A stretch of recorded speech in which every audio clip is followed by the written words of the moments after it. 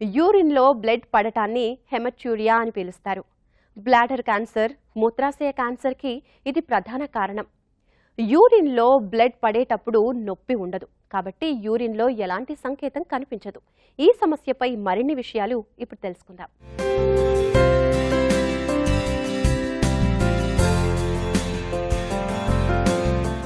మూత్రంలో రక్తం పడటాన్ని హెమిట్యూరియా అంటారు.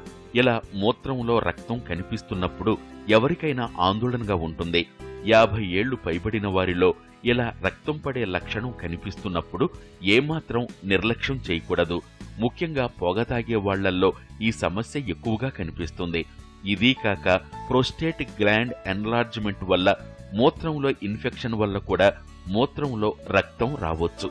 మూత్ర విసర్జనలో నొప్పి లేదా మంట, వికారం, జ్వరం, వాంతులు, బరువు తగ్గటం, ఇంటర్కోర్స్ సమయంలో నొప్పి, యూరిన్ పాస్ చేయటం ఇబ్బందిగా ఉండటం వంటి లక్షణాలు కనబడితే వెంటనే డాక్టర్ను సంప్రదించటం మంచిది. మూత్రం ఎరుపు రంగులో కనిపించడంతో పాటు నొప్పి కూడా ఉన్నట్లయితే అది కిడ్నీలకు సంబంధించిన ఇన్ఫెక్షన్ అయ్యే అవకాశం ఉంటుంది. అప్పుడు మూత్రకోశానికి ఇన్ఫెక్షన్ అయ్యే అవకాశం ఎక్కువసార్లు మూత్ర విసర్జన చెయ్యాల్సి వచ్చినప్పుడు ఎరుపు రంగు మూత్రంతో పాటు ఎప్పుడు నొప్పి వచ్చినా, మూత్రం విసర్జించే సమయములో మాత్రమే నొప్పి ఉన్నా, ఏ రకమైన నొప్పి లేకుండా మూత్రంతో పాటు రక్తం పోతున్నా, మూత్రంతో పాటు రక్తపు గడ్డలు పడుతున్నా, కొద్ది రోజుల క్రితం మీ నడుముకు దెబ్బేదైనా తగిలినా వెంటనే సమీపంలో ఉన్న వైద్యుని సంప్రదించి చికిత్స తీసుకోవాలి. యూరిన్లో బ్లడ్ రావడాన్ని హెమచ్యూరియా అంటారండి. దీన్ని 2 రకాలుగా ఉంటుంది: మైక్రోస్కోపిక్ హెమచ్యూరియా, మైక్రోస్కోపిక్ హెమచ్యూరియా. మైక్రోస్కోపిక్ హెమచ్యూరియా అంటే యాక్చువల్లీ యూరిన్ పాస్ చేసేప్పుడు మనము విజువలైజ్ చేయొచ్చు, మనం చూడొచ్చు రెడ్ కలర్ యూరిన్.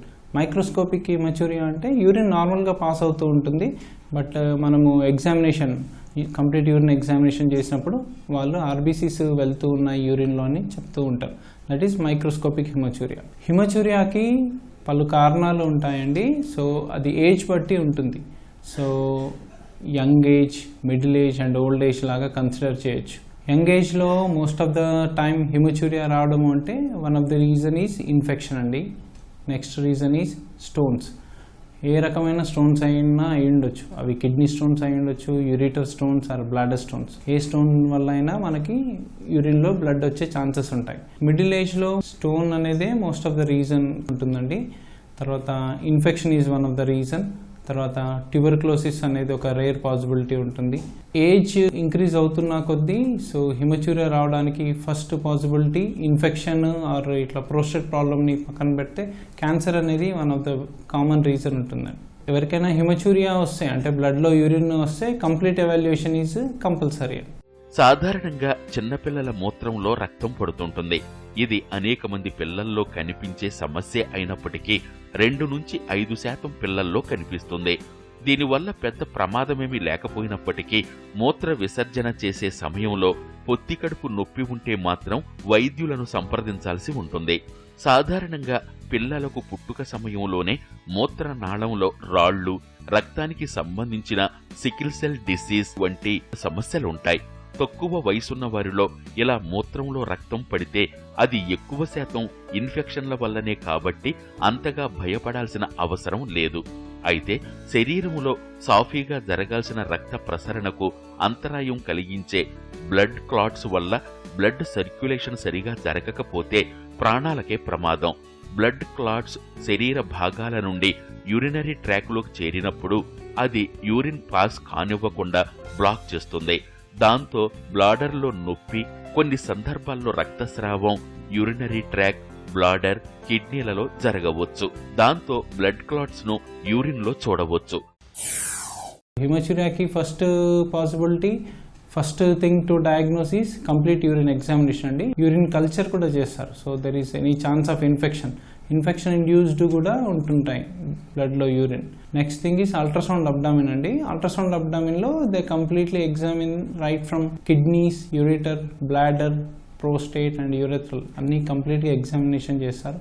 సో దీంట్లో మనకి ఏదైనా పాసిబిలిటీ ఉంటే, ఏదైనా డయాగ్నోస్ అవుతే దాని రిలేటెడ్ ట్రీట్మెంట్స్ అవుతూ ఉంటాయి. హిమచూరియాకి ట్రీట్మెంట్ స్పెసిఫిక్గా ఉండదండి. డయాగ్నోస్ చేసిన తర్వాత దాని రిలేటెడ్ ట్రీట్మెంట్స్ పార్ట్ మనం క్యారీ ఆన్ చేయాల్సి వస్తుంది. హిమచూరియాకి లైఫ్ స్టైల్ మాడిఫికేషన్ అది most of the time stone అనేదే రీజన్ అయి ఉంటే స్టోన్ రిలేటెడ్ ప్రివెన్షన్ తీసుకోవాల్సి వస్తుందండి.